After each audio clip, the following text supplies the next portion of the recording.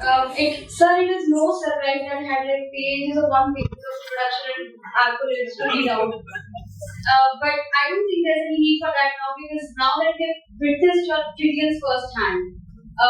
Thank you for your wise words, sir. Thank you so much. Your refreshing perspective has blown my mind and it's been sort of weird. Next, we have another special address, and it's my pleasure to introduce a professional who has dedicated her life to shaping a more equitable and inclusive world. Dr. Archana Singh, consultant in child protection at UNICEF, and a distinguished development leader with over 2 decades of experience in gender policy, social inclusion, and financial empowerment. Dr. Singh's career is a remarkable tapestry of impact. She has brought her expertise to some of the most respected institutions, including the National Skill Development Corporation, UN Women, and now UNICEF India, driving transformative initiatives that empower women, uplift children, and strengthen communities. Her multidisciplinary work spans program design, policy advocacy, and community engagement, each infused with a deep commitment to equity, justice, and human dignity. So please put your hands together for Dr. Archana Singh.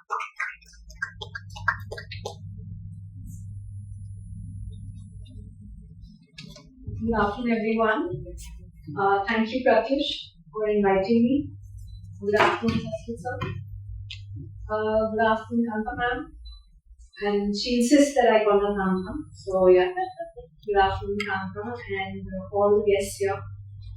I'd like to start by sharing what I have learned from leaders, both men and women, about equality and equity. Equality is something we all know about. It is giving men and women an equal platform in policy, in systems, in infrastructure, etc. Equity is something that will help us get to the place of equality. And why do I say that? I'm going to give you examples.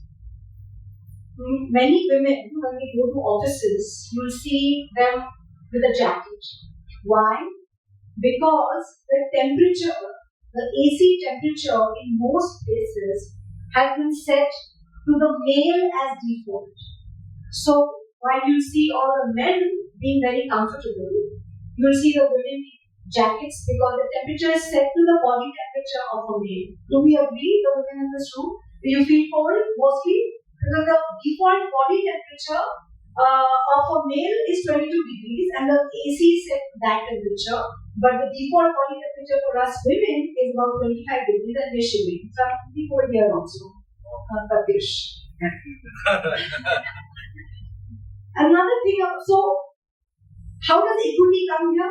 Equity comes in the space that we need to now start redesigning, recalibrating systems, algorithms, infrastructure to enable us to be that equal.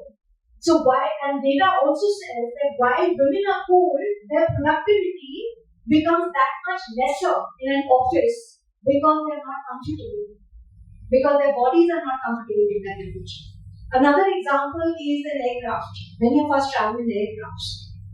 The storage of the cabin baggage is at a height set to a male's height or woman's height. What do you think? Male's height. It's set to a height of a male as default. That's why you'll see men very easily storing their luggage in the cabin storage of an aircraft, while women are saying, "Sir, please can you help?" I take help because I'm not able to put my cabin baggage very comfortably, especially when it's heavy, in the storage of an aircraft. So I have to ask somebody else for help. Why should I ask somebody else for help when the Constitution gives an equal right to men and women? So that's where equity comes into place. Another example is of car crashes. Data says that the car crash, when car crashes are tested, it is tested with the male dummy for the car crash. That is why 47% women are more likely to get injured in a car crash than men, and 17% women are more likely to die in a car crash. Why? Because the dummy that was used for car crash testing was of a man. Equity comes into place there. Sorry, I'm going to give you lots of examples so that you think about it. Another example of equity not being in place for equality is the drugs that are tested for heart attacks. 50% of women go undiagnosed for a heart disease in an emergency in a hospital because the clinical trials which have been done on heart drugs have been done on men. Again, voice recognition. The algorithms, we all know that AI, most of the algorithms, now that's why AI is being rethought, a lot of the algorithms in the AI have been done with the male as default.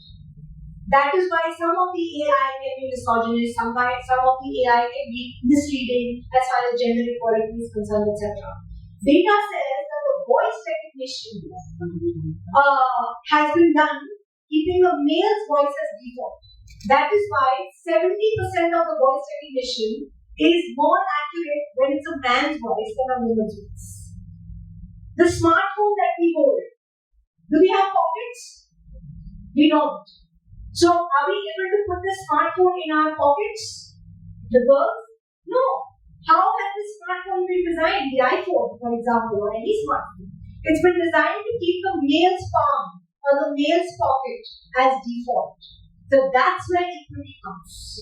So, while we have reached equality in infrastructure, systems, policy, constitution, rights, etc., at least on paper, there is a lot that needs to be done in recalibrating the equity for us to be that equal. How do we do it? Systems need to be redesigned. We need to think as a female as default. We need to think, if not female as default, we need to rethink of how men are equal. There has to be some equal footing that systems are designed to give us that space so that we can become that equal. हम starting कर रहे हैं चल लगती मेरी productivity क्या होगी? मैं starting कर रही हूँ कि मेरा phone इतना बड़ा मैं अपने pocket में नहीं रख सकती, मेरे पास pocket नहीं है, मुझे bag नहीं है. I'm starting at a place where I think someone said that I'm behind the man. I'm starting at that position. So you have to give me that adjustment. You have to give me that accommodation so that I can start with a level playing field. And here I would like thanks. My erstwhile boss, Mr. Manish Kumar, Girja ma'am is his wife, and she's here. He was my boss at NSDC, and he gave every man and woman that equal starting point to start. So I'd like to thank him here. And Kanda, sorry. From Kanda, I learned that being a woman leader has that, sometimes you have that edge of being kinder than male leaders. No offense meant to male leaders. But when women are kind, it is misunderstood of them being weak. It's misunderstood that their softness is a sign of being lesser than a man. Because we're not angry. But from Kanda, I learned that you can be kind and firm and hold your ground as a leader. So don't leave your kindness, because women are nurturers by default. They are nurturers, they're child bearers. So that kindness, I think, just comes automatically in whatever we do. And sometimes I still feel that, I should not be kind because I'm misunderstood. People think I'm stupid, and especially men, they think I'm weak because they too rarely they kind there. But from Kanda, I learned that you can hold your ground because she has done that. And I've learned that from her. So thank you all the leaders that have paved the way for equity, and all the men over here. Please rethink, recalibrate how you can bring that equity, that extra edge, that accommodation in whatever you're doing for us to be that equal. Otherwise, okay. Thank you.